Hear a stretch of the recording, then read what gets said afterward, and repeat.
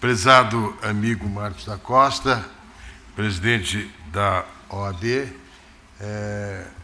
essa também é uma oportunidade para lhe prestar uma homenagem pela sua fecunda gestão e pela maneira superior com a qual conduziu a ordem durante as suas gestões, que foram não só uma expressão da preocupação com a vida profissional dos advogados, mas também uma expressão dessa dimensão mais ampla do papel da advocacia na vida do país, e este seminário que hoje estamos realizando é uma expressão desta preocupação mais ampla.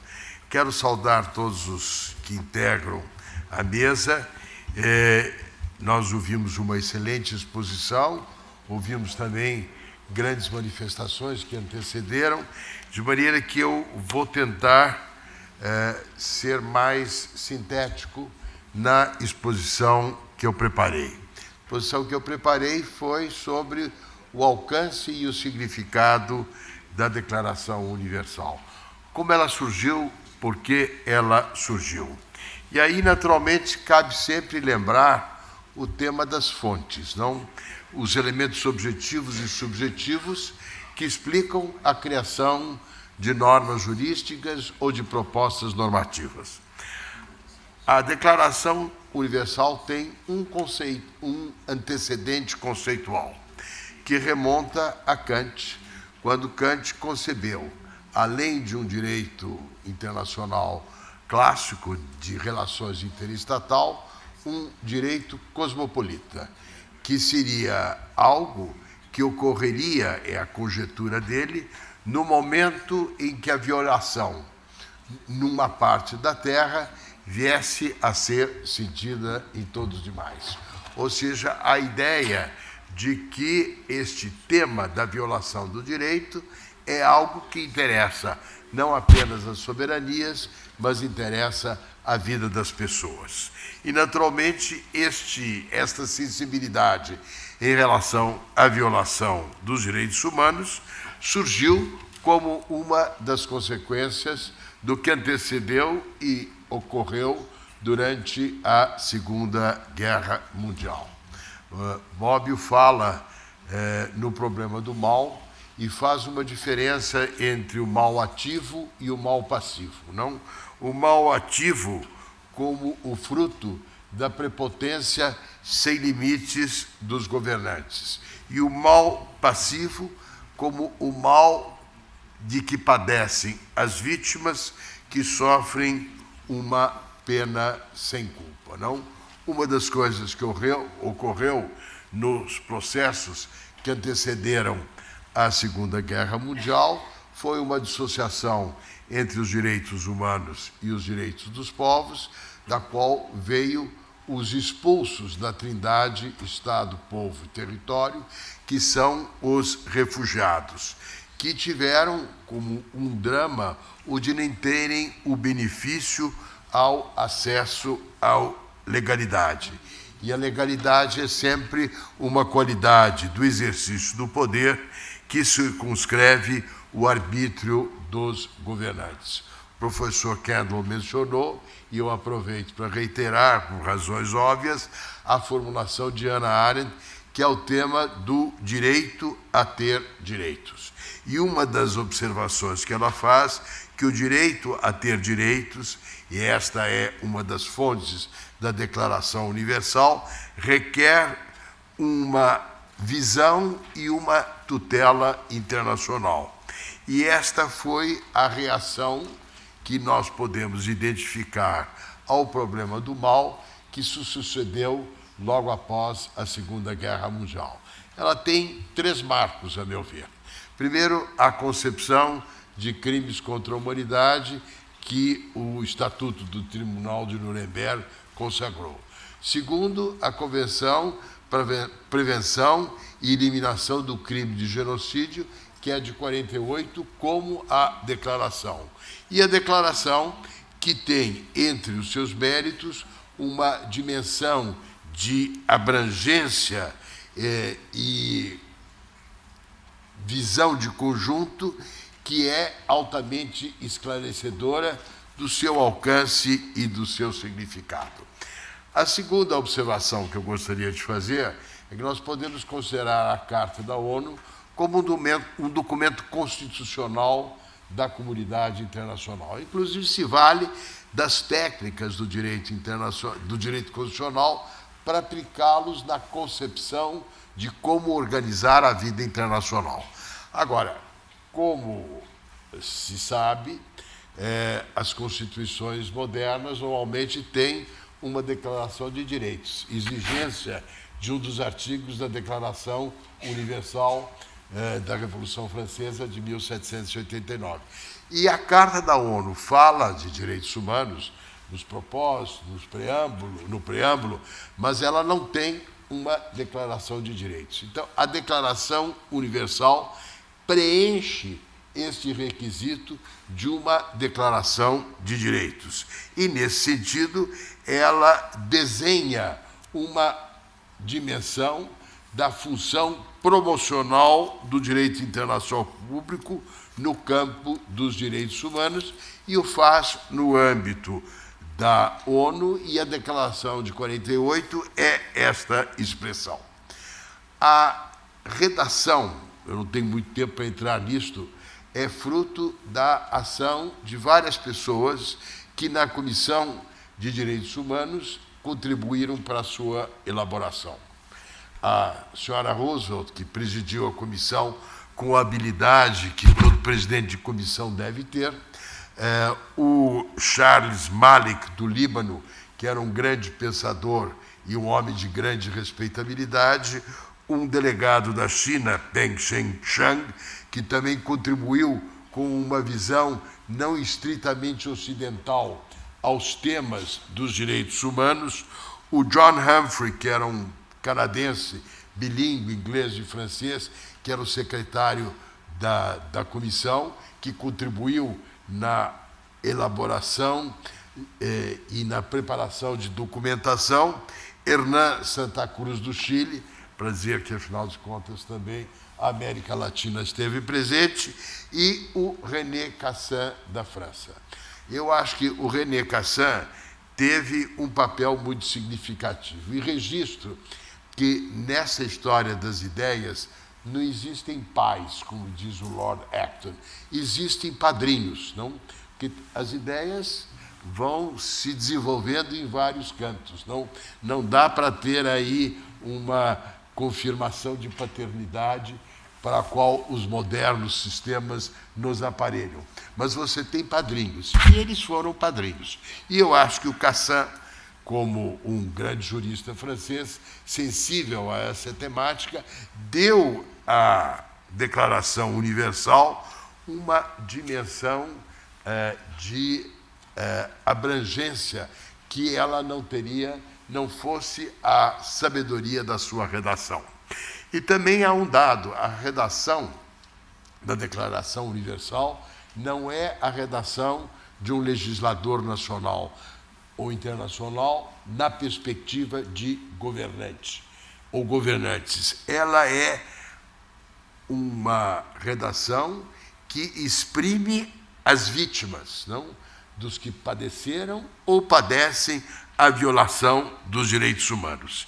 E ela está, portanto, redigida, como diria Bobbio, na perspectiva ex parte populi, dos que arendtianamente precisam do direito a ter direitos. Cassin também é responsável por ter feito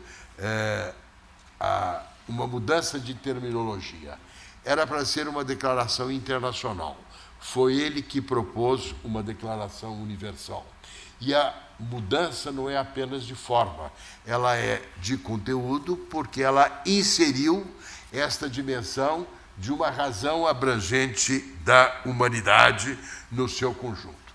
Também na aprovação posterior do texto, desempenhou um papel significativo na Comissão de Direitos Humanos, onde o assunto foi discutido artigo por artigo, minuciosamente, o delegado brasileiro Austrégésilo de Ataíde.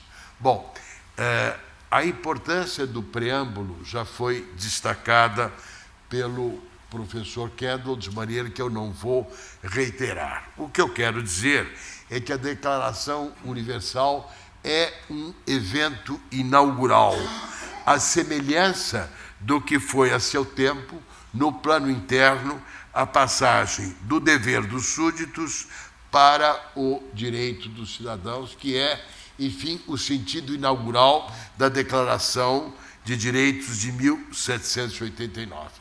E a declaração não é uma soma de declarações nacionais, por mais qualificadas ou aperfeiçoadas que elas sejam. Ela justamente inova porque ela formula direitos que vão além daquilo que pode ser tutelado no âmbito das jurisdições nacionais. E, por isso, confere a aspiração do direito a ter direitos que passam, com base nesses artigos, a contemplar os benefícios do princípio da legalidade. Este é o seu significado mais amplo. A declaração começa no artigo 1º e no artigo 2º com o princípio da generalização, que é o ponto de partida dos direitos humanos e da sua afirmação, ou seja, o da igualdade e o da não discriminação, que é o seu corolário lógico. E a declaração inova ao tratar de direitos que só podem ser cuidados no plano internacional ou mediante uma tutela internacional. Entre eles, o direito, como foi destacado, de ser reconhecido como pessoa perante a lei em qualquer sistema jurídico, a de que as pessoas têm direito à nacionalidade ou de mudar a nacionalidade, que combate o aniquilamento jurídico da personalidade, e também uma série de outros aspectos que postulam uma livre circulação de pessoas, a possibilidade de sair do seu país ou circular pelo seu país e o correspondente direito a pedir asilo para quem se vê vítima de perseguição. O que é também, para voltar ao Kant, uma expressão do direito à hospitalidade universal.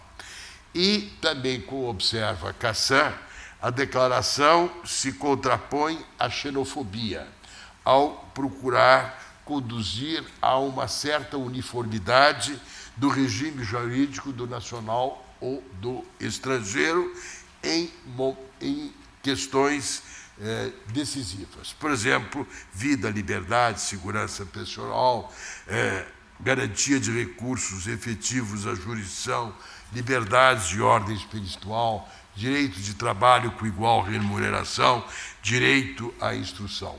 A Declaração Universal contempla tanto direitos civis e políticos quanto direitos econômicos, sociais e culturais.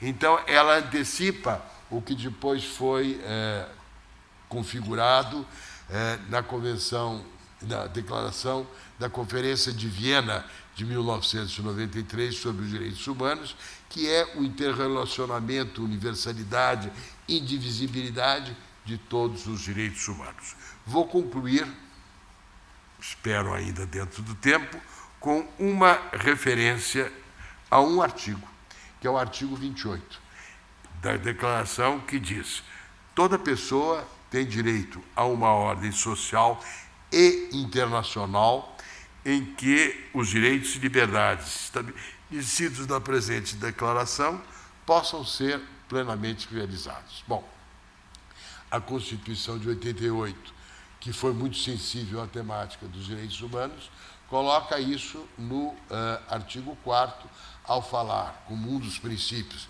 que regem as relações internacionais do Brasil, a prevalência dos direitos humanos. Agora, esse artigo 28 tem uma vis diretiva, a importância de um novo nomos na terra que transite pela garantia de mútuos acordos da comitas gentio. E, para concluir com Hannah Arendt, ela diz que a razão de ser deste nomos é se deseja ou não que a nova vizinhança internacional trazida pela unificação do mundo seja mais promissora do que o aumento mútuo do ódio e da irritabilidade de todas contra todos. Não me parece que esta observação não esteja colada à realidade internacional dos nossos dias e à realidade no seu sentido mais amplo. Então, vou concluir com uma última observação. O professor Reale dizia que os direitos humanos são uma integração de valores de convivência. Todos os valores têm dois requisitos: a possibilidade de se realizar, que é o suporte na realidade, e um significado, que é a ideia da inexauribilidade. Você sempre pode ter mais afirmação dos direitos humanos. E há uma espécie de dialética de mútua complementariedade e de implicação entre essas duas dimensões. E a realidade tem um componente de resistenciabilidade. Claramente, a realidade de hoje é uma realidade resistente aos direitos humanos que estão fragilizados. E cabe a nós, que acreditamos no seu valor e no seu significado, reconhecer que se trata não de uma causa perdida, nem de uma marcha triunfal, mas de um combate em que estamos envolvidos todos aqueles que têm a convicção e a crença no valor da dignidade da pessoa humana. Obrigado.